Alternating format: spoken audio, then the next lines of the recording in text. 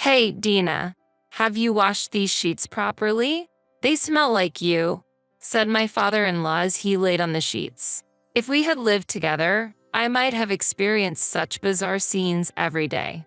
Just the thought of it gives me the shivers. The divorce that resulted from this living arrangement marked the start of my new life. I am Dina. I am 60 years old and divorced. Others may think differently, but I believe that at 60, I still have a lot ahead of me. I taught myself how to use a computer, which was once a challenge, by reading books. I always want to be an enthusiastic woman who doesn't give up because of her age. Compete with the younger ones? No, I am still young, actually. But even I have faced tough times. The incident happened when I finally finished paying off the house mortgage. This was over a decade ago. I had contributed to the purchase of the house with my husband, Jim, in our 20s, and we had just finished paying off the mortgage. Jim said, "Maybe we should consider living together?" "What do you mean by that?" "You know what I mean. Living with my parents. I've said this many times, but it's a bit difficult." "Why?" "To be honest, I don't think your mother likes me very much. Living together would be hard for both her and me. The way things are now is best." "That might be true, but we won't know unless we try," said Jim. "Once we start living together, it won't be easy to stop, will it? You always seem to shy away from challenges." "Challenges, huh?" Ever since we got married, he often suggested living with his parents. Before marriage, he was firmly against cohabitation, so I felt relieved. But after marriage, he gradually started saying living together might be nice. It's like a scam. I later found out that his mother often told him, "What will you do when we get old?" It's worrying. Before I knew it, Jim started feeling a strange sense of duty, thinking living together is my responsibility as a son, a way of loving my parents. I wish he'd feel that not living together is also his responsibility as a husband. I think it's important to care for his parents, but he keeps insisting on living together even though I don't get along with his mother. Holding back my emotions, my relationship with my thoughtless husband gradually worsened, but he seemed completely unconcerned. As the remaining amount on our house mortgage decreased, his suggestions for living together with his parents intensified. I had ignored his words until then, but this was a warning sign. Feeling an impending sense of crisis, one day, I went to the door at the sound of the intercom and was shocked when I opened it. "Hello," said my smiling mother-in-law and father-in-law standing there. It was 7 a.m. on a Sunday morning. The sunlight illuminated their smiling faces. It was like a holy scene, but that couldn't be so. Stunned by their sudden visit, I stood there frozen. Then Jim appeared behind me, welcomed them with "Welcome back," and led them inside. "Wait, welcome back? What's going on? Aren't visitors supposed to say excuse us, and the hosts, please come in?" Then Jim's familiar words came to mind. "Let's live together with my parents." This was bad. Confused, I followed them into the house. Then, I saw my mother-in-law carefully examining the china cabinet. "What are you doing?" I asked impulsively. Look at this scratch. It's a pity to buy a new one, but doesn't it bother you, Dina? Aren't you a bit careless? I wish you'd use it more carefully." "What?" "I chose this." I looked at the spot she was observing, but couldn't see any scratches. Maybe she saw the wood grain as scratches because of presbyopia? But I have presbyopia too, and I don't see it that way. However, my mother-in-law has always made such baseless accusations against me. Maybe she just can't like me because I stole her son, but I'm not convinced either. Well, I'll just let it slide as usual. Then I realized I couldn't see my father-in-law. Hearing a noise from upstairs, I went up with a bad feeling. And there he was, lying on my bed instead of my husband's, face down. I screamed in surprise. And without any shame, he said, "Oh, Dina, are the sheets clean? They smell like you," and laughed. Wait. You absolutely can't do this. Please stop that." I blurted out, without any hesitation. What do you mean by that? Why are you, a daughter-in-law, being so impudent?" shouted my father-in-law. "It's not about being a daughter-in-law. Why are you sniffing around in someone else's bed? I raised my voice. I'm just checking if they've been washed properly. There's absolutely no need for that. I strongly argued back. No, it's necessary. As someone who will live in this house, it's an essential check. What? What are you talking about? Eh? I really don't understand what you mean, I said, confused. Humph, the thought of living with such a disrespectful daughter-in-law worries me. Living together. I was shocked and lost for words. Suddenly, my husband Jim and my mother-in-law appeared before me. I wondered why it was so noisy. And here you are, said Jim. Jim, your father says he's going to live with us. Is that true? I asked my husband. Yes, exactly as it sounds, Jim answered. What? Really? The house mortgage is going to be finally paid off this month, right? Yes, that's right, but… So, I've decided that we'll live here with my parents. What? Why would you decide such a major thing on your own? No, I've been asking about living together for a while now. I told you firmly oppose it. I can't accept living under the same roof as someone who sniffs other people's sheets. I argued strongly. Did you say that? I clenched my fists, feeling a mix of surprise and anger. Besides, I've been seeing another girl for a while now. So, I don't really need to live with you. What? That's unbelievable. Well, anyone would prefer a young and cute girl over a wife who won't live with her in-laws. I wondered what he was talking about, but there was more to be shocked about. If you don't like it, that's fine. Once the mortgage is paid off, we don't need you anymore, my mother-in-law said with a smile. What? I asked again in shock. That's right. You're no longer needed. Now get out.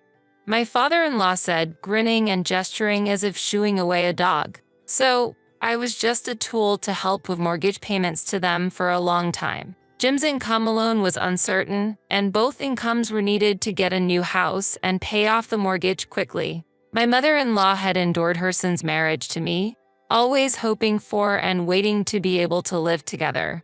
Once the mortgage was paid off, she probably thought she could live with her son again.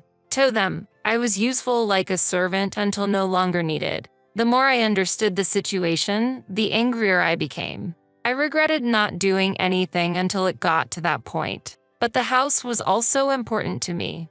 There was no reason for me to be cornered like this. But wait a minute. A sudden idea flashed in my mind, and a light shone in my heart that was filled with despair and irritation. All right, let's all live together. What? My quick response surprised Jim and my mother-in-law the most. They might have thought I would leave easily, but they were taken aback by my unexpected answer.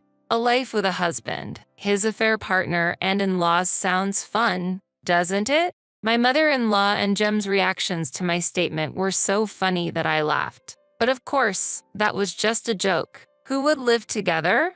Of course, I'm leaving, I said. They probably didn't expect me to leave so easily. They must have thought I would beg to stay. Jim was unsettled until the moment I left the house, but I ignored him and eventually finalized our divorce.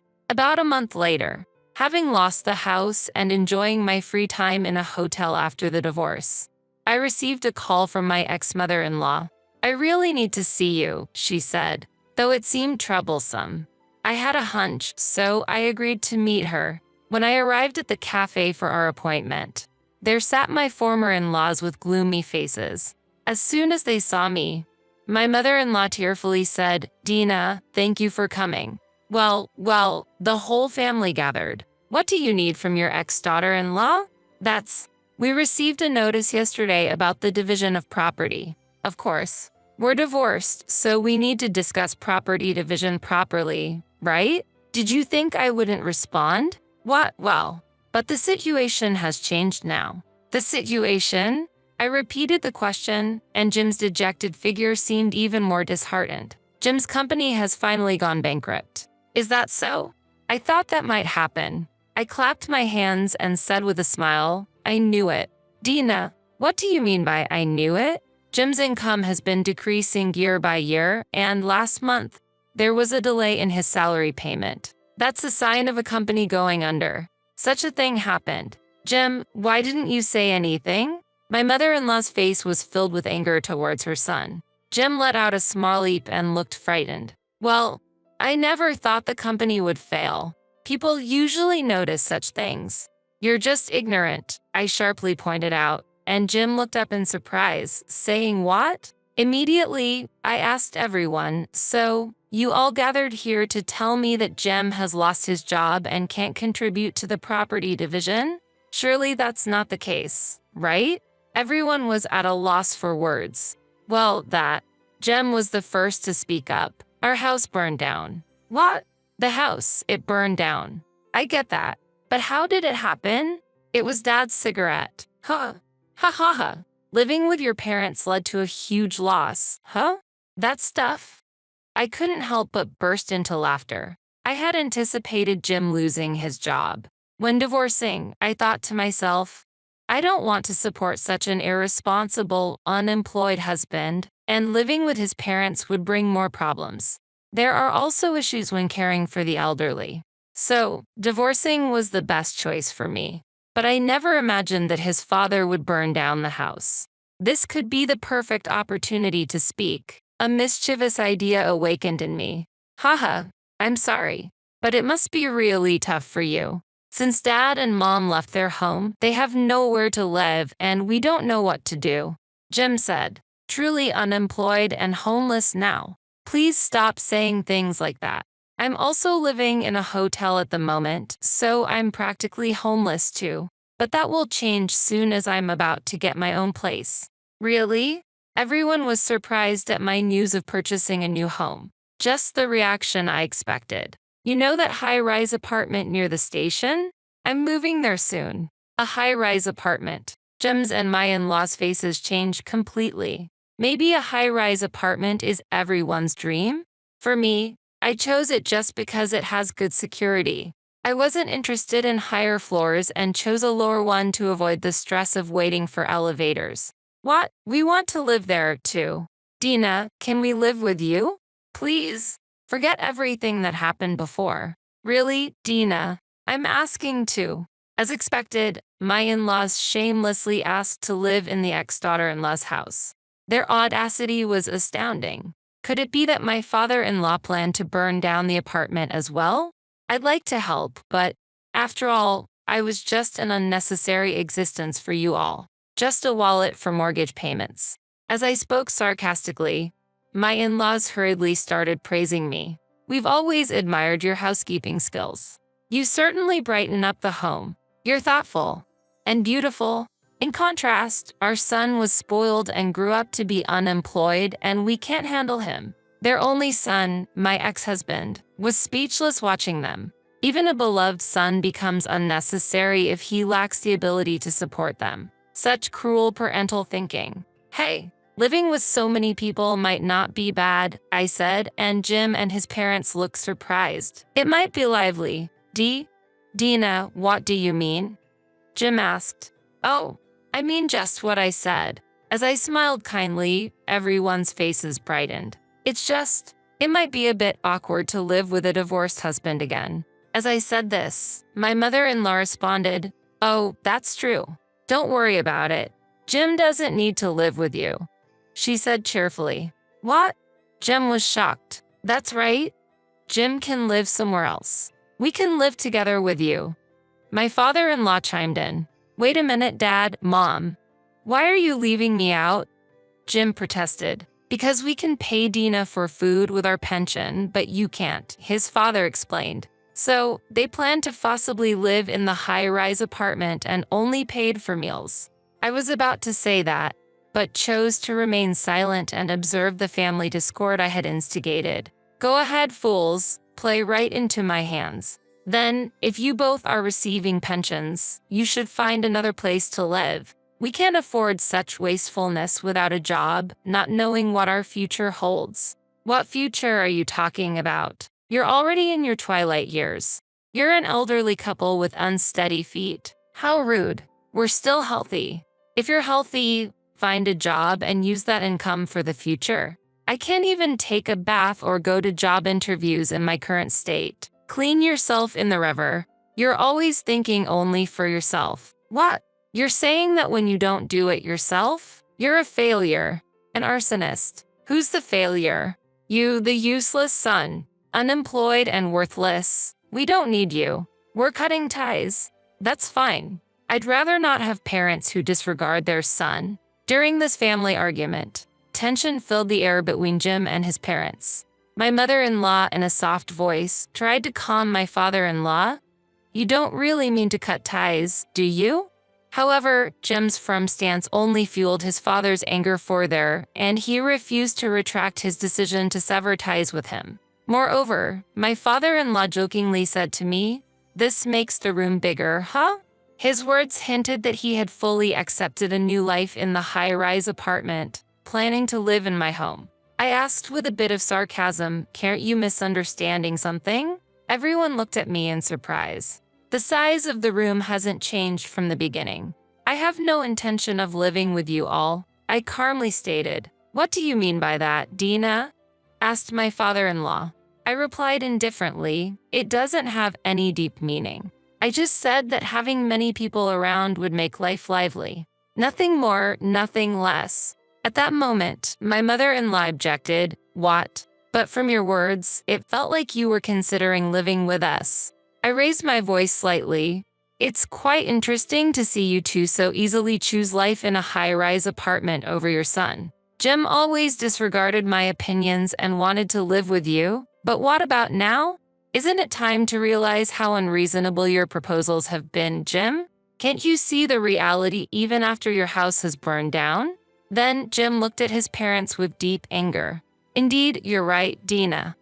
I believed in giving back to my parents, but it seems they never thought the same of me. Wait, Jim. My in-laws couldn't hide their surprise at his statement. Jim, I was wrong. Let's forget the estrangement. So, Father, you just want to rely on your son because you can't live in my house, right? What? No, that's not it.